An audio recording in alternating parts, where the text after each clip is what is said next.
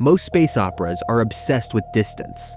We measure them in light years, parsecs, and the vast emptiness between stars. The enemy is usually the void itself, or aliens residing within it. But Christopher Nolan has never been interested in space.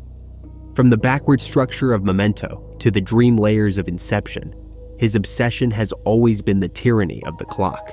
In Interstellar, he finally literalizes this obsession. The blight on Earth isn't just killing crops, it's running out the clock on human existence. We see the early ghost in Murph's room. A poltergeist? No. In a Nolan film, the supernatural is always just physics we don't understand yet, specifically the manipulation of time. The mission parameters are terrifying, not because of the destination, but because of the relativity involved. Cooper isn't leaving his children, he's racing against their aging process. This brings us to our core argument. Interstellar cements Nolan as a temporal auteur.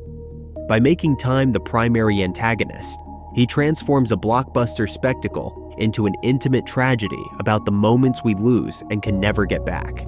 To understand this, we must look at Nolan's signature technique, cross-cutting. Usually, this builds tension between two simultaneous events. Here, he cross-cuts across decades.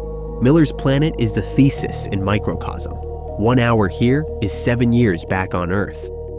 The massive waves aren't the monster, the ticking clock is. Every second spent debating is a missed birthday, a graduation, a life. Hans Zimmer's score enforces this. He constructed the music around a tempo of 60 beats per minute, literal seconds ticking away.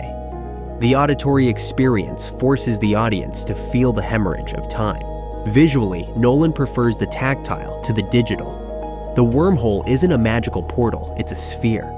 He grounds high-concept astrophysics in geometric reality, making the abstract threat of relativity feel physically heavy.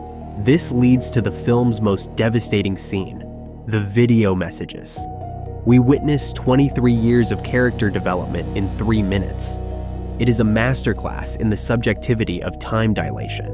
Unlike Kubrick's 2001, which uses space to explore human evolution, Nolan uses space to explore human regression, the primal fear of losing our connection to the past, represented by our children. However, the film complicates its hard sci-fi premise with a controversial pivot. Amelia Brand's monologue about love being a quantifiable force. Critics hated it, but structurally, it's essential. This sentimentality crashes against the cold reality of Dr. Mann. Mann represents the Darwinian survival instinct devoid of connection. His betrayal proves that without the irrational tether of love, humanity is just another variable. The narrative twist isn't Mann's betrayal, but the Tesseract. Cooper falls into Gargantua and lands not in hell, but in a physical representation of time itself.